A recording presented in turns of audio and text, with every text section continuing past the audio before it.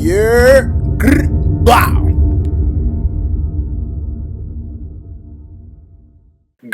Blah. Monfu Prophet, the lore behind the Warrior cinematic. I'm here for it. Well, off top too, I'm probably gonna have to make this a two-part series because it's a little bit on the longer side. So we're gonna see by the time we get through it. Here we go again.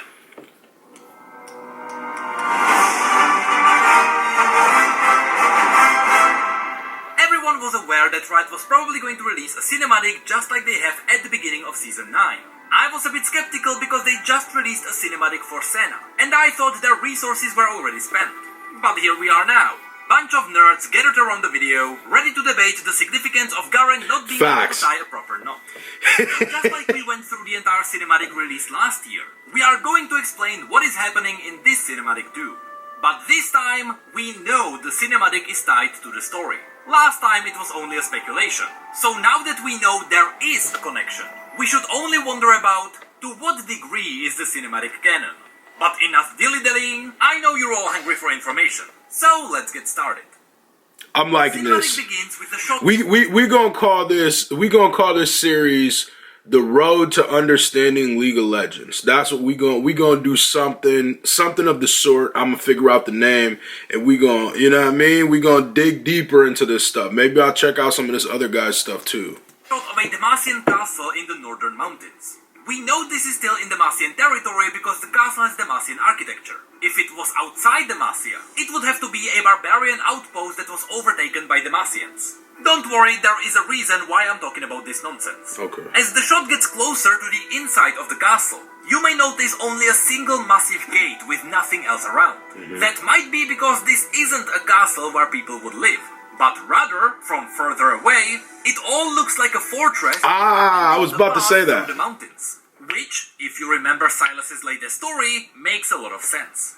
In case you don't know, after Sylas escaped the Demacian prison, he traveled north to team up with the Winter's Claw. We literally released a video about this a couple of days ago. Okay. Sylas got the Winter's Claw on his side by telling them about hidden pathways that would take them right into the Demacian richlands. And this fortress is very likely protecting one of these hidden paths. In this scene you may notice Garen retreating inside the fortress, where he was met by hooded Lux. What's peculiar here is that Lux doesn't have her staff, even though she got it from a mage at the end of her story arc.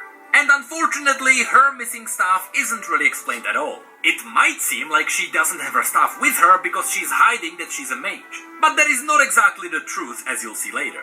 Anyway, the initial scene ends with a close-up of Garen before he gets smacked by ice magic. The interesting detail here is that we can finally see what the Crown Guard crest looks like.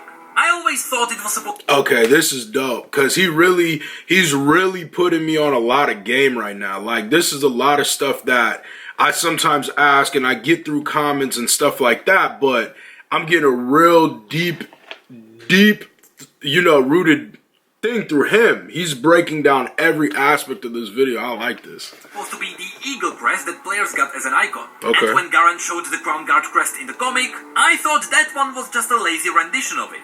But here, the cinematic shows us what the actual badge looks like. And I have to say, it does match the comic. So this is the canon version of the badge. It's a Demacian raptor with a crown. Anyway, moments later, Garen says hello to some icy magic. Cool. And we get transported to Zone.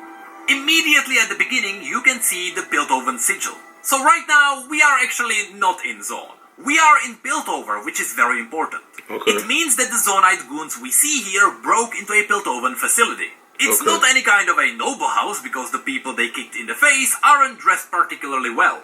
They look more like technicians. Yeah, see, that's funny because when I was watching this, I kind of was feeling the same thing. I felt like they were like taking over. That's what it seemed like to me, what was actually happening. And then the way that those people seemed like they worked in that factory that they were at. So that's cool. They start making sense when you look at the background and the foreground. These bars indicate that the Zonaite goons broke into prison, which gets further proven by the fact that they came here to free Urgot. Now you may be asking, how did Urgot get here? Last time we have heard about him, he was starting a revolution deep inside the Sums of Zone. Okay. Well, this was actually explained in the story Child of Zone. You may not know about this because we haven't covered the story yet. So here's the super TLDR version of the latest story of Urgot. As Urgot convinced more and more people that Piltovans are weak, and that they they are prisoners of wealth and weapons that give them temporary power.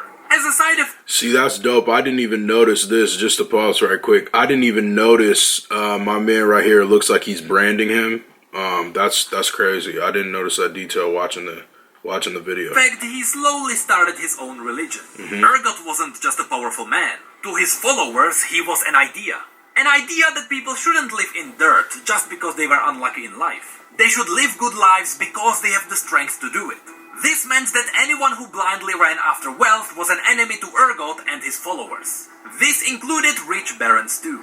And when things started getting dangerous for the barons as well, they called the wardens of Piltover for help. Now, the wardens have never heard about barons calling for help. Okay. So it was obvious that something weird was happening. And so Caitlyn teamed up with Vi to investigate what was happening. After that, they found out that there was a group of people branded by a sigil of a spider, who were done living in the dirt, and who followed the Dreadnought into a better future. At the end of the story, because they were 2 against 1, Caitlyn and Vi defeated Urgot. Vi had a chance to straight up kill him, but Caitlyn stopped her. Instead, they tied him in Caitlyn's net, and that's how he got captured. That's why we can see Urgot chained here in a Piltovan prison. Then the cinematic cut. Okay, so that's real good information. That's dope. See, a lot of people were, kind of speculating in my comment section about that stuff. They were talking about like how he got there and weren't 100% sure and stuff like that. So, this is dope, man. This is very interesting to me. I'm about to go back and check out some more of my man's stuff because he is literally breaking down every question that I have, and that's what I'm here for. Or at least we believe it is a Shuriman tomb. It could also be one of the hidden tombs beneath Zone.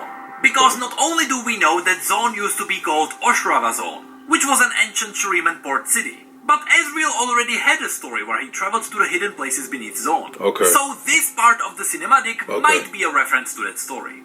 What's cool here is that Ezreal picked up the Tear of Goddess, which previously wasn't canon. So I'm curious to see if Riot uses this item in the future.